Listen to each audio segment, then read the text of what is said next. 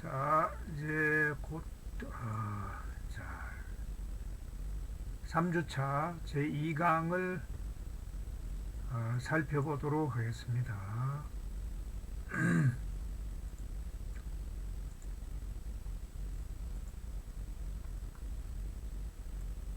자, 우리가 이제 사회학적 상상력을 동원해서 청년 실업 문제 이런 걸 한번 보자 이거죠. 근데 이제 청년 실업을 어떻게 볼 것인가, 뭐 우리의 현실이기도 하죠. 여러분들도 지금 여러분들이 태어날 때가 아마 IMF 그죠? IMF 세대라고 내가 이제 이해를 하는데 어려운 시기에 태어났어요, 여러분들이. 또 대학 들어올 때가 되니까 코로나가 발생을 해서 이게 뭐 학교에서 이게 학우들도 보고 그죠?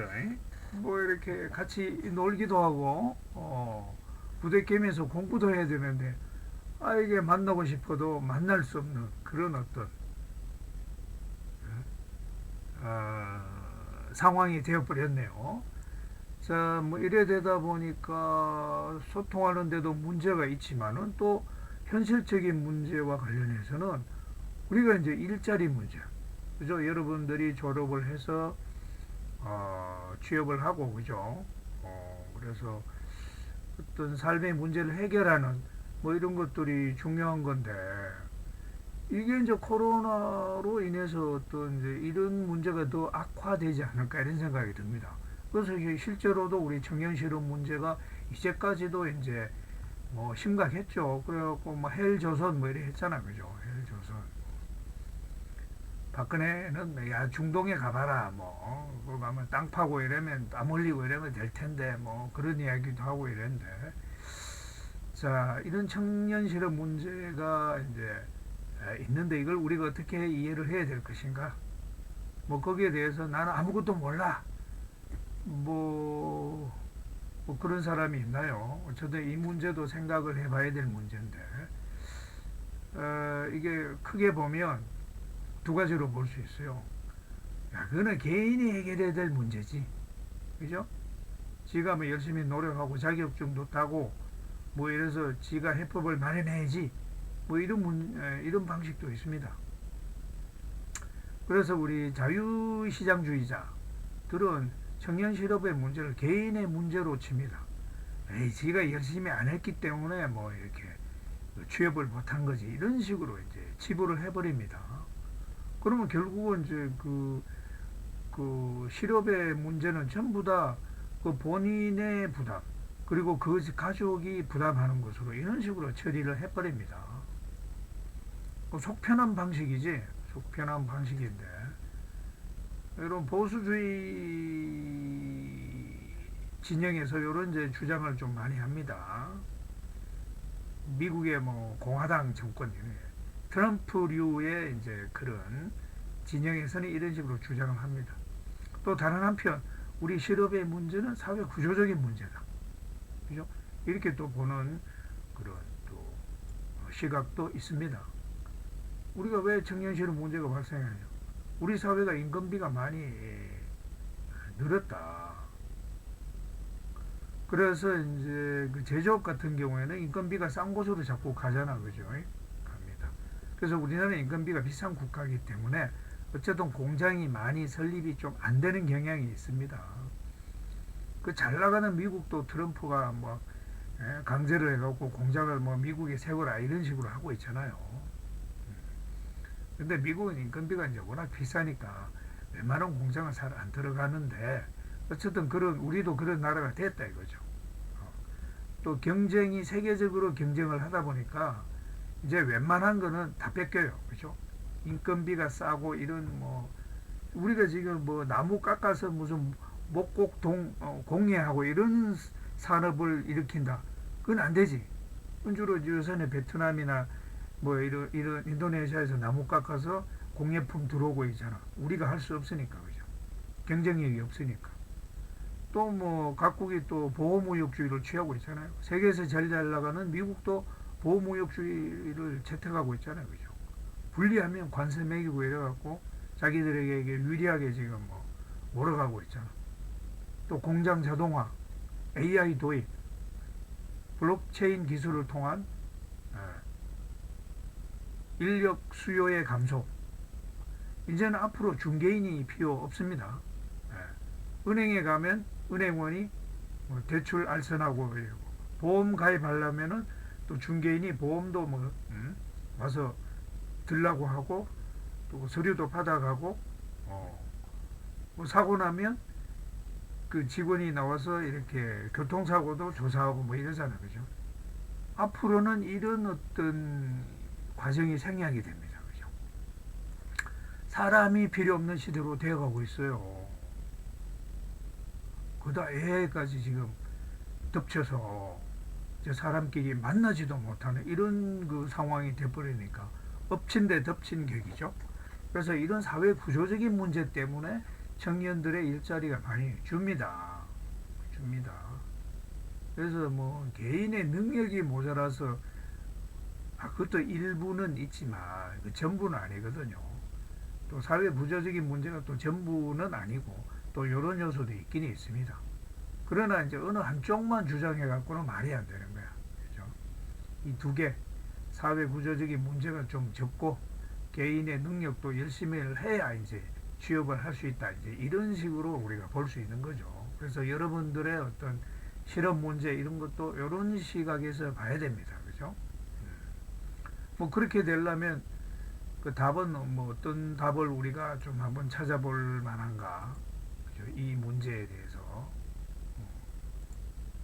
첫 번째가 이제 법제도의 개혁, 뭐 이런 게 필요하죠. 법제도의 개혁. 가급적이면 뭐 해고를 하지 마, 해고를 안 하도록 하는 이런 법이 필요합니다. 노동법 이런 게 필요합니다. 가급적이면 사람을 많이 쓰는 쪽으로 법을 좀 만들어 놔야 돼. 근데 국회의원들이 뭐 자본가의 입장에 서 갖고 그 돈 좀 받아 먹고 이제 뭐 걔들인데 유리한 쪽으로 법을 만들면 노동자들 뭐 여러분들인데는 불리하게 되겠지. 법제도도 중요하다. 그 다음에 이제 기본권 보장 이런 것도 중요합니다.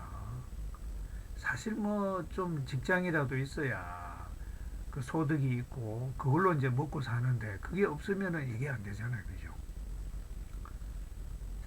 그게 안 되는 나라에서는 복지제도라도 잘 돼 있으면 좋은 거죠.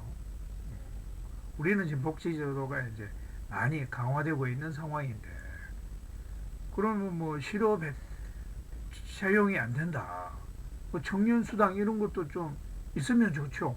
옛날에 없었지만 청년수당 이런 걸 줘갖고 취업을 할 수 있게 학원에도 가고 학원비도 좀 대주고 이러면 좋죠. 그런 어떤 복지제도가 있으면 좋습니다. 그런 기본권을 보장해주는 그런 제도가 많아야 되고, 그죠? 청년, 아동, 노인들에게 이런 복지 혜택이 이제 주어져야 됩니다. 실업수당. 그래서 뭐 취업을 했는데 또 해고가 됐다. 그럼 실업수당을 받아갖고 뭐 다음에 취업할 때까지 먹고 산다든지 이런 어떤 그 복지제도 이런 게 필요합니다. 필요합니다. 옛날에는 노인 중심으로 복지가 집중이 됐는데 최근에는 아동 청년들 여러분들에게까지 복지 제도가 좀 미치고 있습니다. 청년수당 이런 것도 나오잖아. 그죠? 옛날에 없었거든요. 옛날에 여러분들이 투표권이 없으니까 19세, 뭐 20세 이런 사람들이 19세, 뭐 또 젊은 사람들인데는 뭐 찍어도 이렇게 보수 정권을 안 찍으니까 아예 이제 보수 정권이 집권하면 복지를 노인에게만 주는 거야. 노인수당만 주고 아동수당, 청년수당을 안 주는 거야.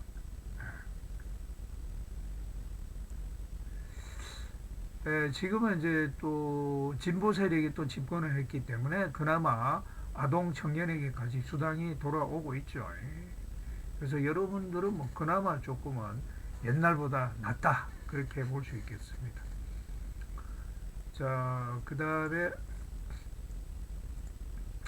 우리 여러분들의 어떤 그 청년 실업 문제가 또 해소되려면 마지막으로 이제 이런 것도 필요해요. 아까 이 복지가 필요하다 그랬죠?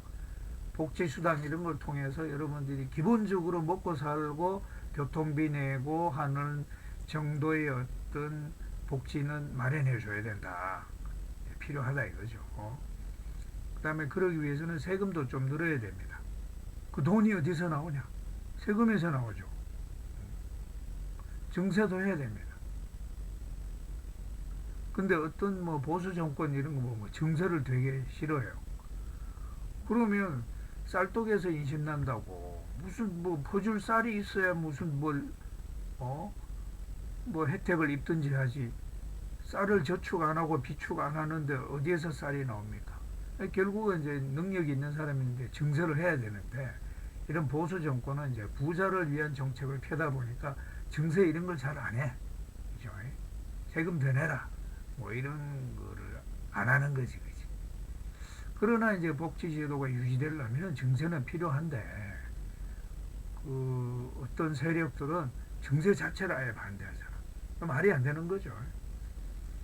그 증세를 통해서 재정을 확보하는 건데 돈을 확보하는 거죠. 이 돈을 확보해서 복지제도에 이렇게 충당을 하고 쓰는 거죠. 그게 필수적입니다. 필수적인데 이걸 이제 안 하는 쪽으로 이제 하면 어떻게 되나. 모아놓은 돈은 없고 복지는 해야 되고 그럼 엉터리 복지가 되는 거죠.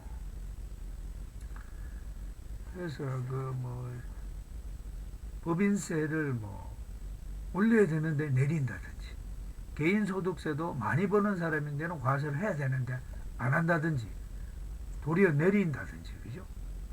부동산도 지금 이렇게 많이 폭증하는 것도 세금이 적어서 그래요. 세금을 적당히 내게 하면 보유세를 좀 올리면 이런 문제가 좀 줄어듭니다. 또 상속세, 그죠? 부모가 자녀에게 뭐 재산을 막 물려주면 이게 이제 물려받은 사람은 물려받지 못한 사람보다 훨씬 더 유리한 입장에 있기 때문에 이미 이제 이런 기울어진 운동장이 되는 거예요. 기울어진 운동장에서 여러분들이 축구를 하게 되는 거예요. 그러면 정당한 축구가 되는 거예요.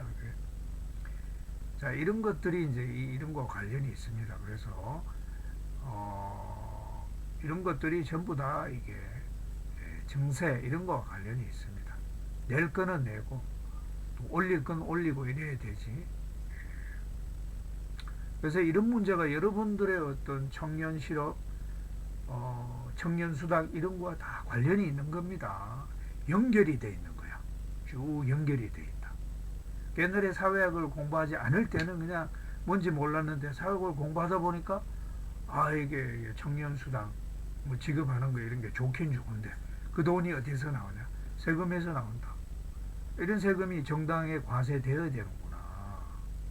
그동안에는 그렇지 않은 세력이 집권을 해갖고 뭐 이렇게 세금도 안 받고 그죠? 복지제도도 강화 안 하고 이러다 보니까 청년 실업 이런 건 오로지 청년의 개인적인 잘못 이런 식으로 이제 몰아간 거죠. 그러나 다른 한편 이렇게 보면 그런 건 아니거든요. 자, 그래서 우리 사회를 보는 눈 이런 것들은 이런 것을 이해하는 것이야. 아, 복지제도 증세가 필요하구나. 합리적인 증세, 조세 형평, 있는 사람에게 적당한 과세를 하는 게 조세 형평이지. 조세 정의. 이런 정의가 없는데 무슨 복지를 할 돈이 있나? 그런 돈이 없는데 청년수당은 어떻게 주나? 그런 문제가 이제 발생한다 이거죠. 그래서 우리 사회 문제라고 하는 것이 이렇게 뭐 고구마 줄기처럼 그죠?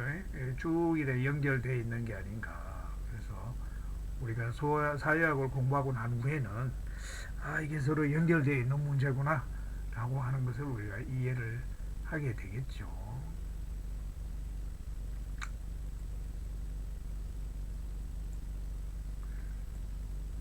우리 사회학에서는 뭐 대상이 뭡니까? 뭘 보고 우리가 연구 대상으로 삼느냐? 우리 제목이 사회학이니까 사회학의 연구 대상은 인간의 생활, 집단, 사회 이런 겁니다. 그죠? 사회학이 인간의 어떤 행동, 또 인간들의 모임, 그죠? 집단. 그 집단을 좀 크게 보면 어떤 뭐 크고 작은 사회로 구성이 되어 있죠. 사회. 그러니까 이 세 가지가 그냥 우리가 사회학에서 주로 다루는 대상이다. 그렇게 보시면 되겠습니다. 왜 아까 범죄 현상이 왜 이래 많이 발생하지? 뭐 얼마 전에 셜리도 사망했는데 왜 자살을 하지? 뭐 이런 것. 인간의 행동. 또 왜 데모를 하지? 우리 사회는 왜 이렇게 급격하게 변동하냐? 기후변화가 발생하고. 뭐 이런 것들이 다 우리 사회학의 대상이 되는 겁니다. 물론 우리 이제 사회학 옆에 동네에는 좀 또 각기 다른 걸 연구하는 분야들이 있어요. 역사학, 경제학, 법학, 심리학 뭐 이런 것들이 있습니다. 근데 이런 것들은 이제 대상이 조금 다르죠. 정치학은 정치를 이래 어떻게 볼 것인가. 심리학은 인간의 심리를 어떻게 볼 것인가. 경제학은 좀 더 경제적인 어떤 삶 이런 건 어떻게 할 것인가 이런 걸 이제 연구하는 거죠. 그래서 조금씩은 다 다릅니다. 그래서 우리 사회학은 바로 인간의 생활, 집단, 사회를 들여다보는 것이다. 어떻게 볼 것인가는 이제 대상은 요거다 이거죠. 대상은 요거다. 자, 대상은 요거고 방법론은 뭐 여러 가지가 있을 수 있습니다. 실증주의적, 관념주의적. 실제로 뭐 증명하는 식으로 사회를 분석하는 방법도 있고 관념적으로 추상적으로 이렇게 생각하는 방식도 또 있습니다. 또 중요한 것으로는 사회 실제론이라고 해서 우리 개인과 사회를 이제 보는 크게 두 가지 관점이 있는데 하나는 사회라고 하는 것은 실제로 존재한다. 이렇게 보는 입장이 있고 또 다른 한편에서는 사회 이거 뭔 말이냐. 사회 눈에 보이지 않는 어떤 실체가 없잖아. 그러면 그 사회에 살고 있는 사람들은 다 있잖아. 눈에 보이는. 그러니까 사회라고 하는 것은 순전히 이름뿐이고 그 안에 들어있는 사람들의 모임일 뿐이지 뭐 사회가 뭐 그런 게 있냐? 이런 식으로 보는 게 사회의 명목론이에요. 명목. 이름뿐이다. 아니다. 사회라고 하는 것은 실제로 존재한다. 그죠? 사람들의 덩어리. 뭐 그게 사회지. 뭐 별거 있냐. 이런 식으로 보는 입장입니다.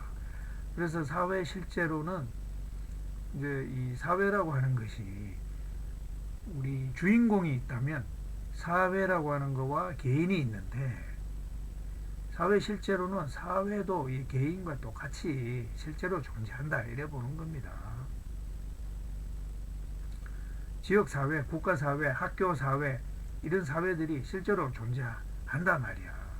우리 개인이 뭐 이렇게 존재하듯이 그런 뭐 국가사회, 뭐 지역사회, 학교사회 이런 거 다 존재하는 것이다. 이렇게 이제 보는 입장을 사회 실제론이라고 합니다.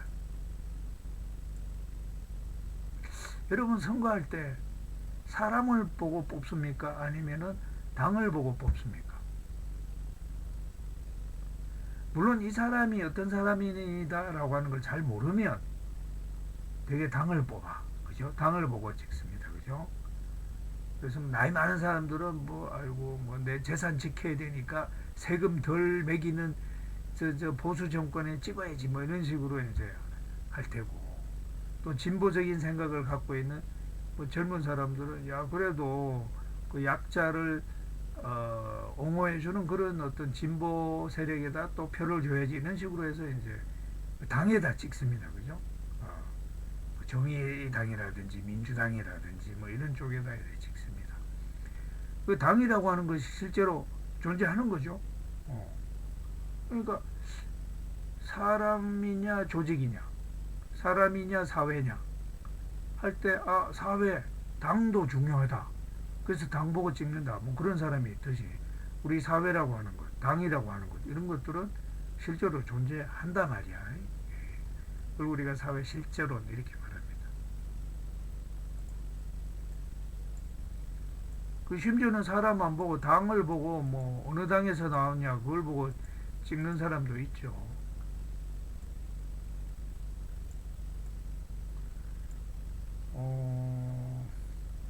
너무 당이나 조직이나 이런 것만 보고 판단을 하면 좀 문제는 있어요. 개인의 중요성을 무시하는 거죠. 예를 들면 그 지역의 대표 같으면은 열심히 일하는 사람을 뽑아야지 뭐 당만 보고 하면 됩니까? 그죠?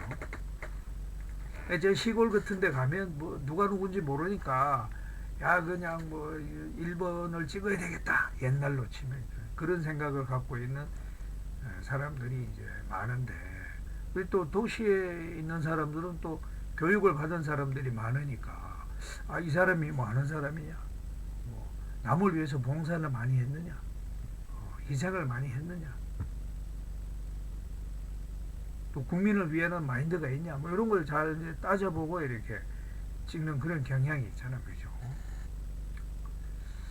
자 그래서 우리가 선거와 관련해서 한번 생각해 보면 사회 실제로 즉 당 뭐 이런 것을 중시하는 그런 입장도 있을 수 있다. 그게 바로 사회 실제론이다. 거기에 비해서 사회의 명목론은 뭡니까? 야, 사회가 뭐 눈에 보이는 것도 아니고 사회는 없는 거야. 그냥 개인들의 모임에 불과해. 뭐 이런 입장이죠. 이런 입장에서 보면 우리 사회를 본다는 것은 개인들을 보는 거죠. 개인들을 보는 겁니다. 그럼 선거할 때도 아, 당이 뭐 중요해. 그 당에는 사람이 중요하지. 뭐 이런 식으로 보고 이렇게 투표를 하는 그런 입장을 우리가 사회는 사회의 명목론 이렇게 말합니다.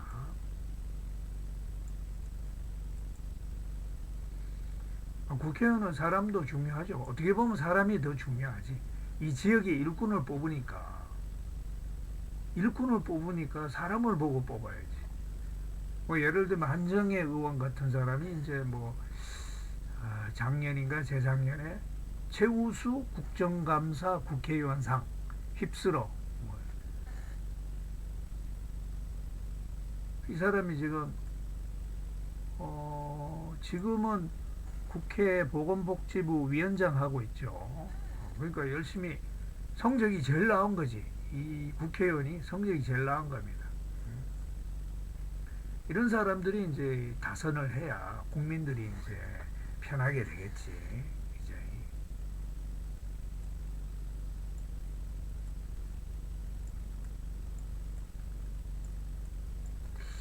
시간이 뭐 이렇게 너무 빨리 지나가는 것 같아. 자, 그 다음에 사회학을 우리가 공부하기 시작하는데, 그러면 우리 사회학의 아버지는 누가 있냐? 꽁트, 프랑스의 학자인 꽁트가 이제 사회학의 아버지다. 이렇게 이제 볼 수 있겠네, 그죠? 꽁트는 우리 사회가 마치 사람하고 비슷하다. 이런 식으로 설명을 했습니다. 사람, 동물, 유기체하고 비슷하다 이렇게 설명을 했습니다. 꽁트가 한 그 설명 중에 또 중요한 것이 우리 사회는 3단계를 거쳐서 변화해 왔다. 뭐냐? 아주 옛날에는 신이 중요했고 우리 중세에서는 철학이 중요했고 근대에 들어와서는 과학이 중요하다. 뭐 이런 식으로 설명을 했습니다. 이게 꽁트의 3단계설이죠. 고대에서는 신학이 지배적이었고 중세에서는 철학이 지배적이었다. 오늘날에 와서는 과학이 지배적이다. 뭐 이런 식으로 설명을 하는데 그러니까 아주 옛날에는 그 사제, 그죠? 신부, 종교 지도자 이런 사람이 중요하죠. 또 뭐 중세에는 성직자, 이런 사람들이 중요해요. 오늘날에 와서는 어떤 과학자 뭐 이런 사람들이 중요한 세상이 되었죠. 그 서양식의 마인드인데 이거는 우리나라의 관점에서 봐도 뭐 틀린 건 아닙니다. 옛날에 아주 고대에서는 여전히 사제 신학이 중요하고 중세 때 우리 조선조 초기 뭐 이럴 때는 우리 성리학이 중요했잖아. 중국 철학을 받아들여 갖고 그죠? 조선의 건국 이념으로 했고 뭐 철학이네 그죠? 지금도 우리가 뭐 과학을 중시하는 것처럼 그러니까 꽁트의 3단계설은 서양에 해당되는 말이지만 우리 한국에도 딱 적용을 해도 딱 들어맞는 말이네. 중요하죠. 자, 근데 뭐 꽁트가 이거는 자기가 뭐 새롭게 주장했다기보다는 자기 스승인 생시몽의 사회변동 3단계설을 그냥 그대로 이렇게 약간 옮겨놓은 거기 때문에 그냥 숟가락만 좀 얹는 거죠. 자, 어쨌든 이런 공트의 이 사회 변동 3단계에도 아주 설득력이 있습니다. 옛날에는 신학이 지배했고 중세는 철학이 지배했고 근대에는 과학이 지배하고 있다. 뭐 이런 것들은 그래도 합리적인 설명이다. 이렇게 이제 보실 수 있겠습니다. 자, 그래서 오늘은 뭐 이런 정도로 해서 진도를 나가고 나머지 꽁트의 부분은 우리가 다음 주에 공부를 해보도록 그렇게 하겠습니다. 자, 건강에 유의하시고 조금 더 그죠? 좀 그 2.5단계입니까 지금 조금만 또 고생을 하면 좀 이렇게 코로나가 좀 많이 적어지는 그런 때가 오지 않을까 이렇게 생각을 하고 나머지는 내주에 공부하도록 하겠습니다.